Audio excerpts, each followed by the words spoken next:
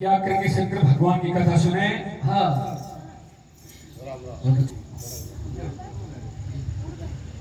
किसान पहले राजा दक्ष महाराज के ब्याह था। राजा दक्ष महाराज के 60 पुत्री थी, जो सबसे बड़ी शक्ति थी शंकर भगवान ब्याह था। एक समय की बात बताते हैं कि राजा दक्ष महाराज अपने घर पे यज्ञ हवन का आयोजन रखता है। सब देवताओं को उस यज्ञ हवन में आहुति देने के लिए और उस यज्ञशाला में बुला लेते हैं। तो उस यज्ञशाला में आहुति देने के लिए पहुंच जाते हैं। और जब राजा दक्ष महाराज उस यज्ञशाला में आया और आहुति देने के लिए वो यज्ञशाला में पहुंचते हैं, उस पंडाल के अंदर आते हैं। सब देवता अपने अपने आसन छोड़ के शंकर भगवान को प्रणाम करी, नमस्कार करी। शंकर भगवान के तब भगवान के भजन में लीन तो को करना। राजा दक्ष महाराज कहने लगे कि महाराज वैसे तो देवों के देव महादेव आपसे बड़ा है कौन, लेकिन मेरी लड़की में थे, मेरे पुत्र समान थे, मैंने न्यू समझ कर नमस्कार करी हो। आगे मैं यज्ञ हवन करूंगा तो नहीं तो आपको निमंत्रण दूंगा, नहीं आपको बुलाऊंगा। सत्युग के पीछे नंद से महाराज खड़ा था। कहने लगा कि राजा हमारा गुरु नहीं बुला दो तो यज्ञ भी संपूर्ण नहीं होगा। एक साल व्यतीत होने के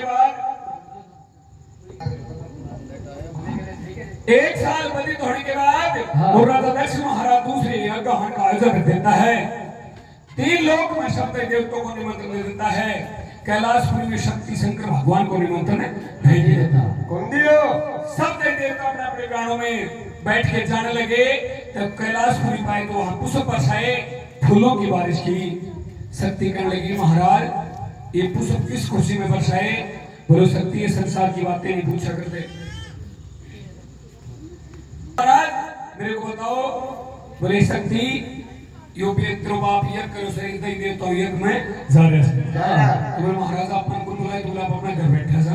हाँ अपने घर में बैठा नहीं महाराज, अपने माता पिता का घर, अपने गुरु का घर और अपने मित्र का घर हमेशा के लिए खुद और तो बिना बुलाए भी जा सके। बोलो शक्ति बिना बुलाए जाओगा धक्का गया का होगा हर आदर सत्कार नहीं लगो। तो मेरे सजनों 4 बताते हैं, त्रियाहट, बालहट, राजहट और जोगहट।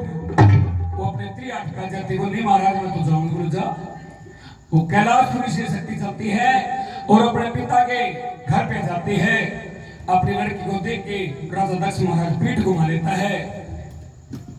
शक्ति मन में सोच विचार करो तुमको फर्क होना पहले कम से कम आकर तो मिलने। और वो अपनी माँ के पास गई तो माँ बाप से ज्यादा गर्म हो रही। हे बेटी मैं तेरा न्यूतो नहीं दियो, तेरा निमंत्रण नहीं दियो, तू मेरी थड़ी क्यों चढ़ी? तो बताते हैं कि जहाँ राजा दक्ष महाराज का हवन हो रहा था वहां कूद के अपनी काय को भस्म कर दिया। शक्ति खत्म हो जाती है, वहां से नारद मुनि चलते हैं और कैलाशपुरी में आके शंकर भगवान को कहने लगे कि महाराज शक्ति खत्म हो गई। शक्ति खत्म का नाम सुना और शंकर भगवान ने अपनी जटा लाई। जटा हिलाता है, जटा एक एक बार खिल जाता है।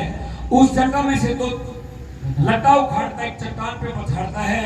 उस चट्टान के 2 हिस्से बन जाते हैं। एक हिस्से में भद्रकाल निकलती है और दूसरे हिस्से में सब गणों का राजा था जिसका नाम था वीर और भद्र। हाथ जोड़ के हाजिर हो गया महाराज करो आदेश। बोल जाओ जो भी राजा दक्ष महाराज की यज्ञशाला में बैठा है सबको अंग भंग करके बाहर निकाल दो। और जो कोई आपका सामना किया करे तो चाहे जो दंड दे सको। तो बताते हैं कि वहां से वो गुप्त वीरभद्र जाता है। राजा दक्ष महाराज की यज्ञशाला में काट फांस मचा देता है।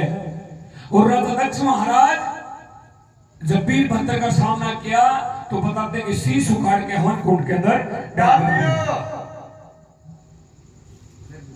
यज्ञ खत्म है। सब देवता अपना अपना आसन छोड़ के खड़े जाते हैं। कहने लगे कि देखो भाई कोई देवता की आहुति नहीं लगी, कोई देवता का आसन नहीं लगा, यो यज्ञ में भी दुष्कर मत हो। बोल महाराज शंकर भगवान का नहीं तो आसन नहीं उनके नाम की आहुति। बोल भाई फिर तो होना तो जाओ और उनको बुला के रहो। सब देवता जाते हैं और वहां जाके शंकर भगवान से विनती करते हैं कि महाराज सतयुग के अंदर यह खंडित हो गया तो कलयुग में तो कोई आगे करवाएगा। चलो कैलाशपुरी से शंकर भगवान चल के आते हैं और वहां आने के बाद देखते हैं कि राजा दक्ष महाराज का धड़ पड़ा हुआ था। बोल जाओ जो भी मर्द नाम का मिल जाए उसका सिर उतार दो। तो बताते हैं कि राजा दक्ष महाराज के सैनिक और नगरी से बाहर जाते हैं, बकरी का बच्चा मिल जाता है। बकरी के बच्चे का सिर उतार के शंकर भगवान को दिया। शंकर भगवान ने राजा दक्ष महाराज को लगाया तो राजा दक्ष महाराज बम बम बम बम बम करता बैठा होता है। यज्ञ संपूर्ण हो जाता है, सब देवते अपने अपने थान मकान चले जाते हैं। शंकर भगवान और नंदीश्वर भी कैलाश पहाड़ में आ जाते हैं। दोनों गुरु चलो बैठे हुए थे और नंदीश्वर महाराज कहने लगे कि महाराज आगे बहुत घोर कलयुग आऊंगा। बोल महाराज कैसा कलयुग आऊंगा? तो महाराज मैं तेरे को बताता हूँ कि कैसे कलयुग आऊंगा। तो एक नंदीश्वर महाराज बता रहा था और शंकर भगवान सुन रहा था।